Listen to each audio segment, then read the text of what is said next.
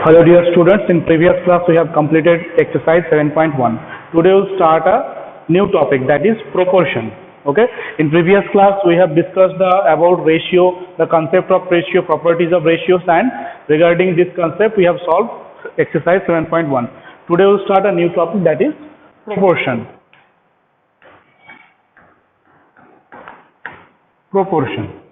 Okay, ratio, we know that ratio means suppose A and B, two numbers are there, their ratio is A upon B.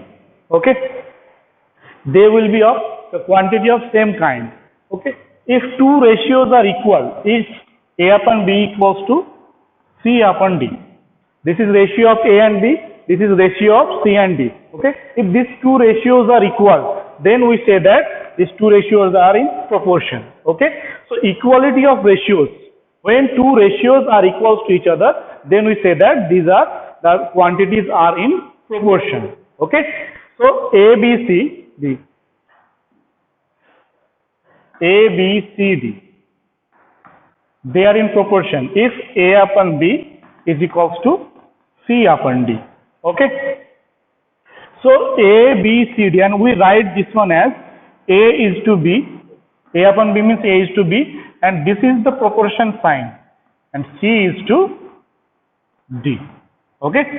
Equal, you can write equal here also. Okay. But this is the notation of proportion. Okay. So it is here from this notation you can say that A is to B. This is proportional to C is to D. Okay. So this ratio is equal to this ratio. This term is known as first term. First, second, third, and fourth. So A is known as the first term, second term, third term, fourth term. Okay. And one more thing, the first and the last, these two terms A and B, first and the last, this is known as extremes.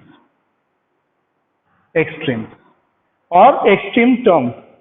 A and B. A is at the leftmost number digit, and D is the rightmost term. Okay. So first and the fourth terms are known as extremes or extreme terms.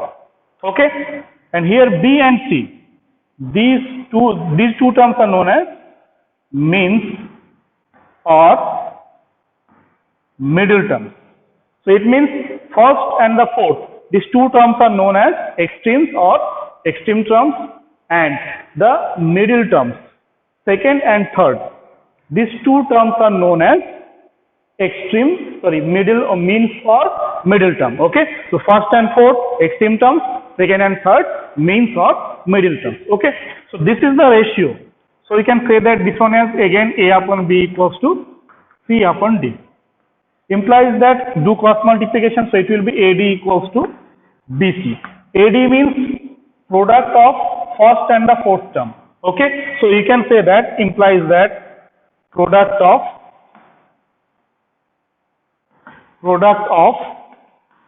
first and fourth is equals to B into C. B into C means product of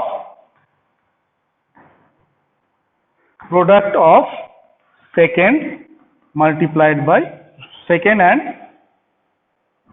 first and fourth and second and third. Okay. So product of the first term and the last term, fourth term, will be equals to product of the second and third term always. Okay. Or you can say that product of extremes. Extremes means first and fourth. Okay. And that will be equals to product of means or middle term.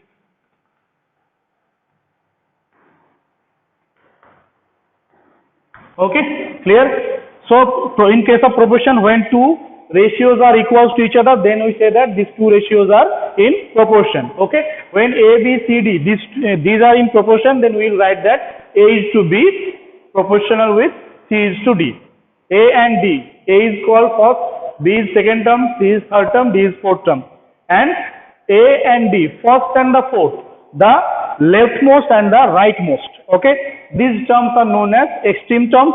Second and third terms, they are in middle, so these known as means or middle term. Okay, so from this ratio we can see that A upon B equals C upon D.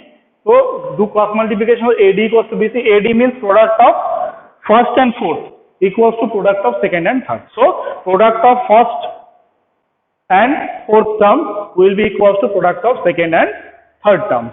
Okay. One more thing. If A, B, C, D, these are in proportion, then D is known as the fourth proportional. Fourth proportional. Okay. If A, B, C, D, these are in proportion, then D is known as the fourth proportional. Okay. So this is the concept of proportion. Now next topic is continued proportion. Continued proportion. Okay. Suppose A, B, C, D, E, F and so on. Okay. These are said to be continued proportion if A upon B equals to B upon C equals to C upon D equals to D upon E equals to E upon F and so on. Okay. A, B, C, D, E, F. These are in continued proportion if A upon B equals to B upon C and C. See this. A upon B. Here denominator is B. Then next the numerator will be same as this denominator B. Okay. And it is here denominator is C. So next numerator will be C. D, D. And here E and here also E. So see this. They are continuous. Okay. There is no gap. After A, B, then it is starting from B. Okay, it is ending with C, then it is starting with C. Ending with D, starting with D. Ending with E, starting with E. So there is no gap. Okay, so these ratios are in continued proportion. Okay, so A, B, C, D, E, F are said to be continued proportion, are in continued proportion if A upon B equals to B upon C equals C upon D and D upon A. And D, if in proportion, suppose it is told that A, B, C, D, E, F, they are in proportion only, not continued. This is continued proportion. Okay.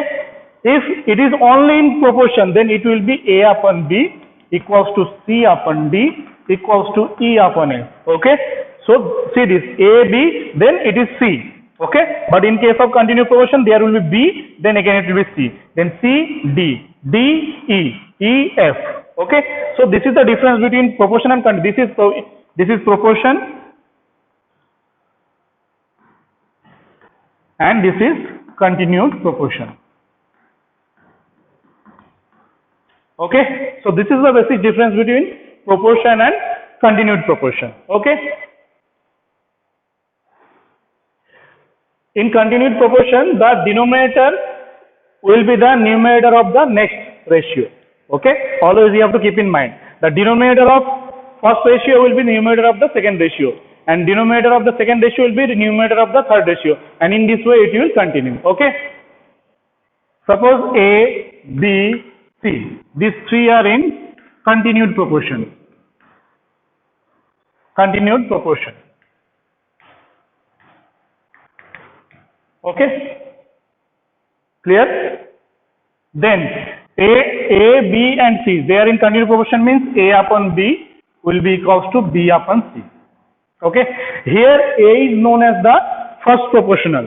Okay, and C is known as the third proportional. Okay, first proportional, third proportional. Okay, and B is known as the mean proportional. Okay, so when A, B, C, these three terms are in proportion, then A is known as the first proportional, B is known as the second proportional, second or mean proportional, or C is the third proportional. Okay. So here if you see that, you can see that if you do cross multiplication, so B square equals to AC.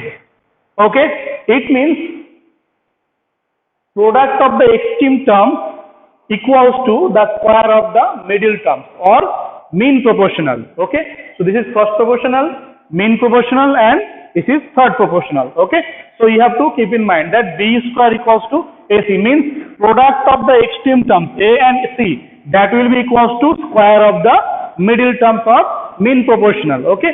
So if you want to find directly mean proportional, then it will be equals to under root AC. So mean proportion, if first and third proportional is given, then to find the mean proportion, you can use the direct formula, that is mean proportional B, that is equals to under root AC, means square root of the product of the first and the third proportional. Okay.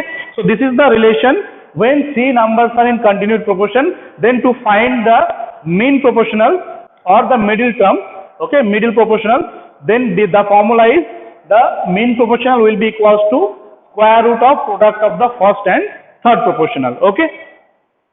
We are not here, square root means usually plus minus sign comes, but here only you will use the plus sign, because ratio, this ratio we have, from the ratio we are getting the proportionality. Okay. So ratio are positive always. In previous lectures we have discussed already. Okay. Ratios are always positive.